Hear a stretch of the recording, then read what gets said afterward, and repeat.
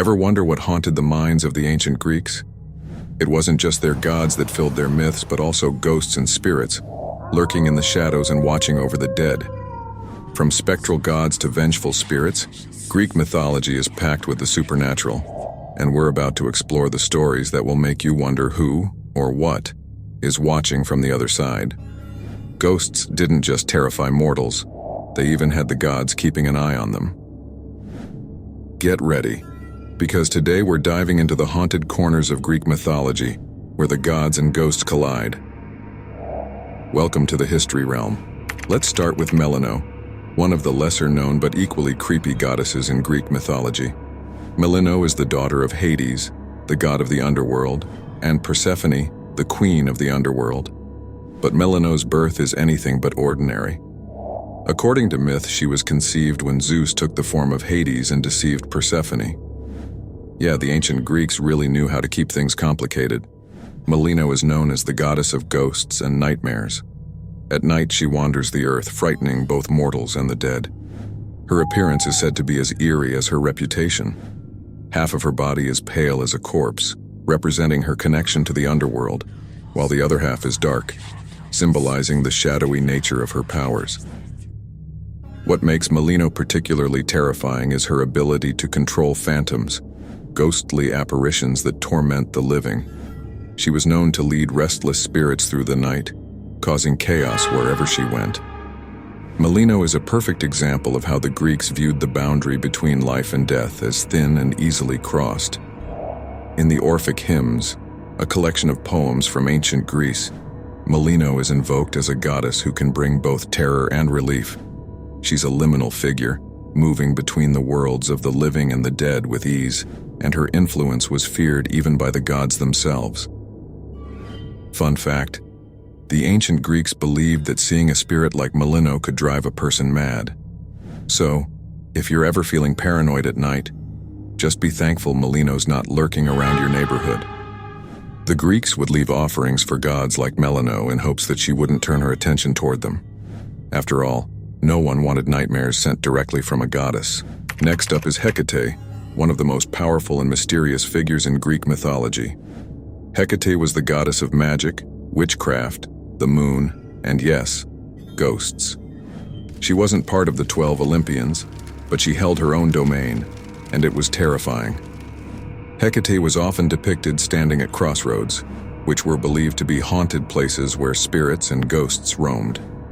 If you ever found yourself lost at a crossroads in ancient Greece, you'd better make a sacrifice to Hecate, or you might be followed by some unwelcome spiritual visitors. Crossroads were seen as places of transition, and it was believed that spirits, ghosts, and even gods could be encountered there. One of the most well-known stories involving Hecate is her role in the myth of Persephone.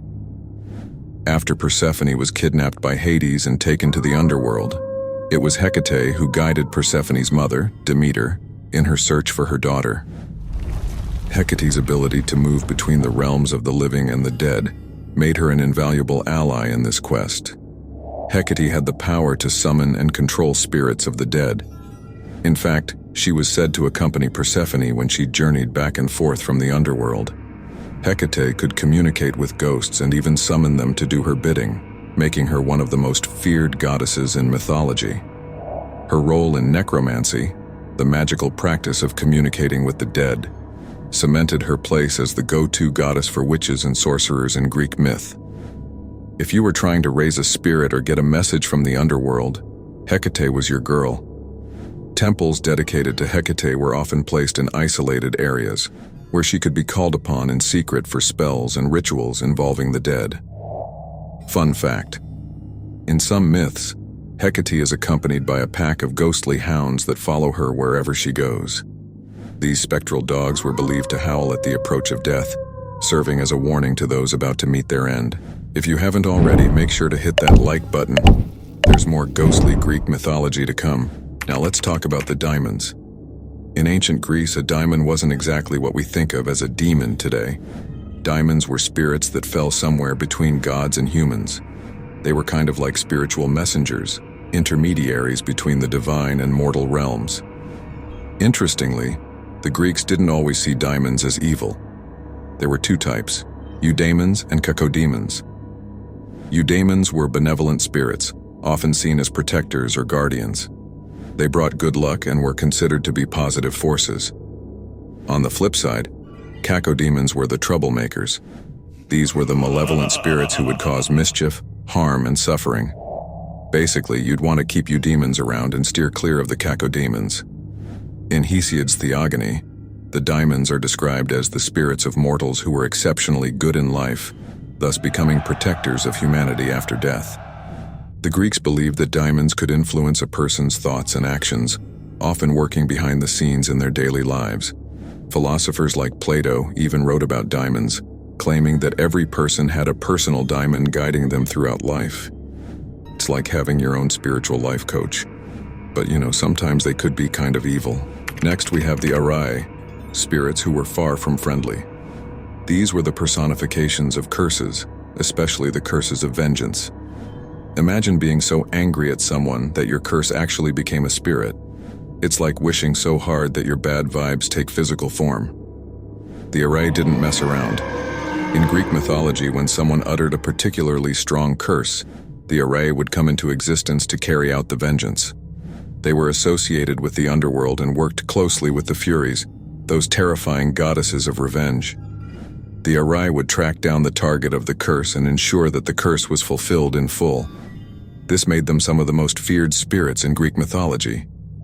In some stories, the arai were depicted as hovering over battlefields, ready to claim the souls of those who had fallen due to cursed actions. Their role as enforcers of divine justice made them formidable enemies, and even the gods would steer clear of them. Fun fact, ancient Greeks took curses so seriously that they would write them on lead tablets and bury them in the ground, hoping the arai would find and enact them. So let's just say that forgive and forget wasn't exactly the motto back then. We can't talk about ghosts and spirits without mentioning Hades, the lord of the underworld. While Hades is mostly known as the god of the dead, he also had a close relationship with spirits. After all, it was his job to govern the dead and keep their spirits in check.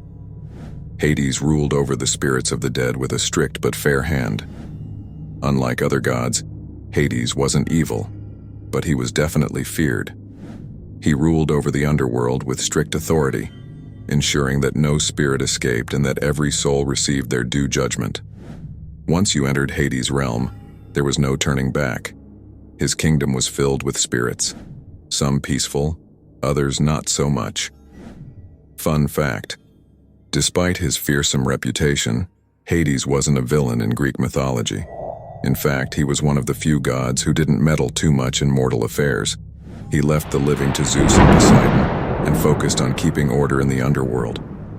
Greek mythology is full of gods, ghosts, and spirits who blurred the lines between life and death. From Melino leading phantoms through the night, to Hecate standing at haunted crossroads, to the vengeful arai ensuring curses came to pass, the ancient Greeks truly believed that the supernatural world was always just a step away.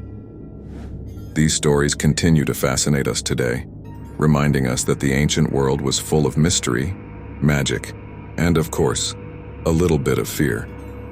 Make sure to subscribe to the History Realm for more fascinating stories from mythology, and check out the video above for even more epic tales. Thanks for watching.